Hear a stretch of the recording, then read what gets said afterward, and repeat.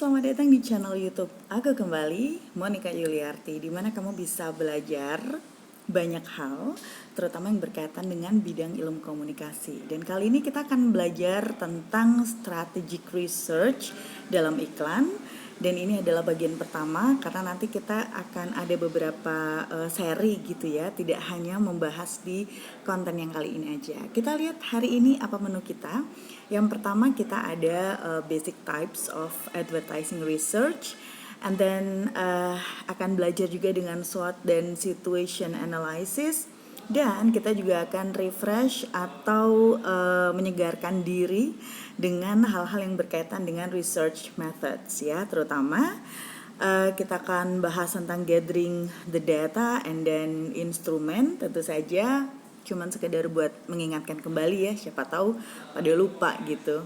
Oke, langsung aja ya. Nah, yang pertama memang dari sejak pertemuan kemarin atau dalam konten yang sebelum ini, berulang kali aku udah meyakinkan ke teman-teman gitu ya, bahwa yang namanya preparing sebuah riset itu nggak sesederhana yang kita bayangkan. Tidak sekedar oke, mau bikin iklan ini ya udah kita bikin dengan model seperti ini, nggak bisa seperti itu. Tapi memang semuanya harus melalui riset ya. Nah sekarang kita kenalan dulu nih, atau mungkin bukan kenalan kali ya. I know for sure teman-teman pasti sudah tahu tentang riset, cuman kita akan refresh aja biar sedikit inget lagi kalau ada yang lupa gitu ya. Nah, beberapa riset dasar periklanan bisa dibagi menjadi dua, yaitu riset primer dan riset sekunder. Seperti yang sudah teman-teman ketahui, riset primer itu adalah riset yang dilakukan langsung pada sumber informasi yang dibutuhkan. Jadi sumber datanya kita dapatkan langsung dari sumber-sumber yang memang itu menjadi tujuan. Misalnya nih ya, di sini dicontohkan perusahaan melakukan tracking dan monitoring terhadap perilaku konsumen. Jadi yang diamati atau yang diriset itu langsung ke konsumennya.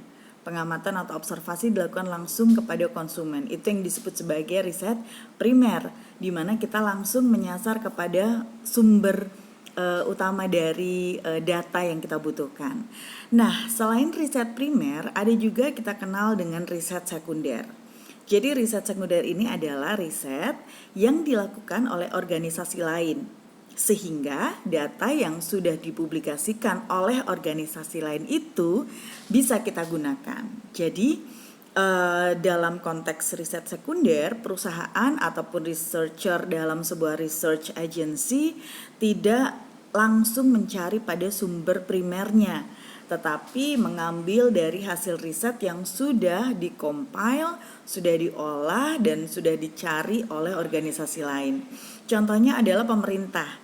Misalnya nih data-data yang bisa kita dapatkan melalui BPS gitu ya, data jumlah penduduk, kemudian nilai-nilai PDB dan sebagainya gitu ya, atau juga data dari asosiasi perdagangan atau asosiasi industri, dan ada juga supplier riset-riset sekunder seperti kalau di Indonesia teman-teman kenal dengan kata data. Nah dari situ kita bisa mendapatkan atau menggunakan data-data yang sudah mereka olah, sudah mereka kumpulkan, sudah jadi laporan yang sudah jadi nih, sudah benar-benar bisa digunakan. Nah kita bisa gunakan itu. Kalau kita menggunakan yang seperti itu, berarti kita melakukan riset sekunder. Nah, di riset primer sendiri, ketika tadi kita berhubungan langsung dengan sumber informasinya, dikenal dua jenis. Yang pertama adalah kuantitatif dan yang kedua adalah kualitatif. Yang kuantitatif ini akan ada penyajian data numerik, seperti misalnya jumlah pengguna, jumlah pembelian, kemudian perilaku dan pengetahuan konsumen. Nah, kalau yang kualitatif ini akan menyajikan insight atau informasi yang terkait dengan alasan mengapa seseorang memilih produk tertentu, mengapa seorang konsumen memiliki perilaku tertentu terhadap produk tertentu gitu ya. Kemudian untuk di kuantitatif, karakteristik utamanya sampelnya selalu besar. Jadi jumlahnya ratusan bahkan ribuan gitu ya. Dan untuk teknik samplingnya ini biasanya acak atau random. Kemudian alat pengumpulan data yang umum dilakukan dalam penelitian kuantitatif biasanya adalah menggunakan teknik survei dan instrumen yang digunakan adalah kuesioner. Berkebalikan dengan kualitatif, teknik pengumpulan data umumnya dilakukan dengan observasi, studi etnografi, in-depth interview, atau juga dengan FGD. Nah, dalam konten kali ini nanti aku akan jelasin dikit ya tentang FGD gitu ya. Oke. Nah, sekarang kita beralih ke SWOT analysis, teman-teman. Dari namanya pasti teman-teman sudah tahu dong ya, SWOT itu pasti akan bicara mengenai strength atau kekuatan, weaknesses atau kelemahan, opportunities atau kesempatan, dan threats atau ancaman. Kalau melihat keempat komponen ini, sebetulnya kita bisa bagi menjadi dua, yaitu internal dan eksternal. Yang internal berarti kita bicara mengenai kelebihan dan kekurangan atau strength dan weaknesses. Apa saja sih yang bisa dimasukkan ke dalam dua komponen ini? Bisa memasukkan misalnya nih ya, kualitas produk atau harga, saluran distribusi, program promosi, persentase jumlah pelanggan yang sudah mencoba, atau persentase jumlah pelanggan yang membeli kembali atau melakukan repurchasing. Nah, berkebalikan dengan itu, untuk yang eksternal berarti itu berhubungan dengan apa yang terjadi di luar dari organisasi atau di luar dari brand kita. Misalnya adalah perubahan selera konsumen, kemudian daya beli, kemudian juga perilaku pelanggan, peraturan pemerintah, dan juga kondisi persaingan. Nah, itu adalah komponen-komponen yang bisa teman-teman masukkan dalam SWOT analysis. Selain SWOT analysis, kita juga ada situation analysis atau analisis situasi. Apa sih analisis situasi itu? Jadi, situation analysis ini menggambarkan situasi terkini, current condition, yang sumbernya berasal dari hasil dari beberapa riset iklan, misalnya riset produk, perusahaan, riset konsumen, riset pasar, riset kompetitor, dan riset industri. Nah, setelah menggambarkan analisis situasi, maka kita perlu menggambarkan problem identification. Jadi ini adalah statement di mana kita mengidentifikasi ada permasalahan apa sih. Nah, untuk menentukan problem identification ini, teman-teman, kita perlu tahu gap yang ada antara ideal situation atau situasi yang ideal dengan reality situation atau situasi yang saat ini terjadi. Nah, dari SWOT analysis, kemudian situation analysis, dan kemudian bisa dimunculkan problem identification, ini nanti yang akan menjadi dasar teman-teman untuk melakukan strategi kreatif gitu ya. Sekarang kita lihat dulu metode penelitian. Nah, untuk teknik pengumpulan data sama seperti riset-riset pada umumnya ya teman-teman ya. Kalian bisa pakai survei, bisa gunakan wawancara, kemudian bisa gunakan FGD, observasi ataupun juga studi dokumen. Masing-masing metode ini nanti harus disesuaikan dengan metode penelitiannya, mau gunakan kuanti atau kualitatif. Nah, untuk yang survei, instrumen yang digunakan ini adalah kuesioner. Ada sedikit typo di sana ya, digunakan harusnya ya. Kemudian untuk wawancara, survei ini tadi umumnya dilakukan untuk penelitian yang kuantitatif. Kemudian ada wawancara atau interview, atau jenisnya yang paling banyak digunakan adalah in-depth interview. Instrumen yang digunakan tentu saja daftar pertanyaan wawancara atau interview guide. And then untuk FGD atau Focus Group Discussion, maka instrumen yang digunakan adalah panduan FGD atau FGD Guide. Kemudian untuk observasi di mana kita mengamati sesuatu, fenomena, proses, dan sebagainya, maka instrumen yang digunakan adalah panduan observasi. Untuk studi dokumen sama, yang digunakan instrumennya adalah panduan studi dokumen. Nah, sekarang kita bicara mengenai instrumen nih teman-teman. Kalau dengar kata kuesioner, apa yang terbersit di benak teman-teman? Kira-kira apa? Pertanyaan tertutup? Benar banget. Karena memang dalam kuesioner ini pertanyaan-pertanyaan umumnya adalah pertanyaan tertutup atau multiple choice, di mana responden memang tidak memiliki space atau kesempatan untuk bisa menjabarkan lebih jauh gitu ya. Pertanyaannya harus jelas teman-teman, tidak boleh ambigu. Tidak boleh mengatakan atau mempertanyakan dua hal dalam satu pertanyaan. Misalnya, dalam kuesioner terkadang berbentuk pernyataan ya, tidak selalu dengan pertanyaan. Misalnya untuk sebuah pernyataan dalam kuesioner, saya menyukai restoran ini atau saya menyukai produk ini karena dia murah dan kualitasnya bagus. Well, you cannot do that dalam sebuah kuesioner.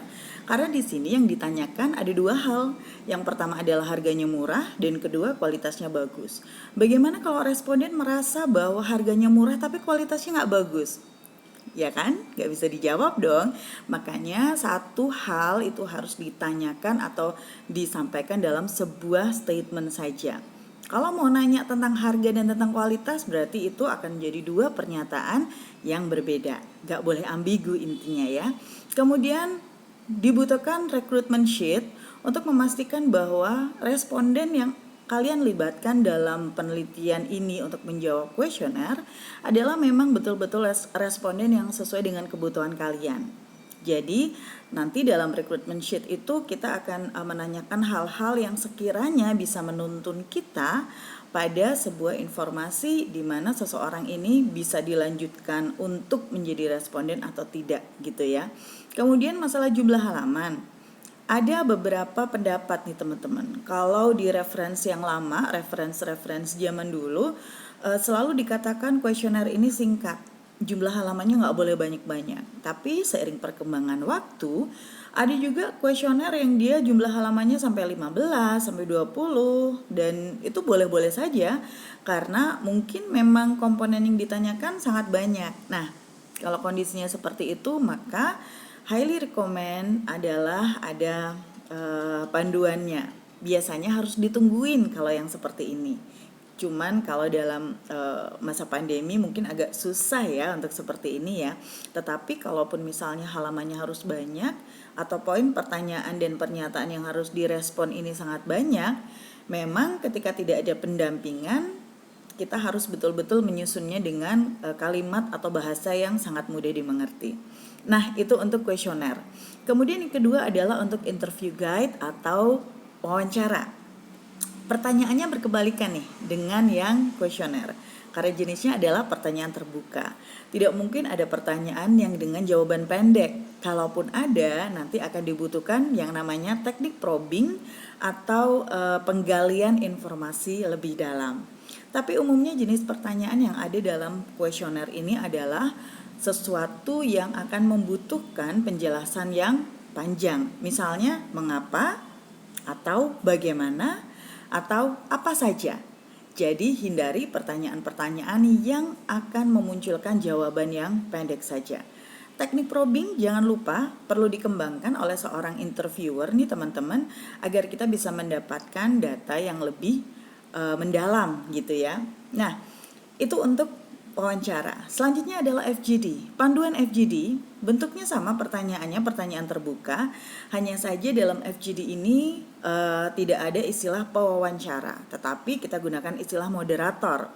Karena dalam FGD ini akan ada sekelompok orang yang berada dalam ruangan yang sama dan akan dilontarkan pertanyaan oleh moderator. Moderator hanya akan mengamankan jalannya diskusi dan tidak boleh mengarahkan, tidak boleh juga memberikan jawaban atau sesuatu yang membuat orang bisa mengikuti apa yang diinginkan oleh moderator. Jadi moderator sifatnya sangat netral, dia hanya mengatur jalannya FGD.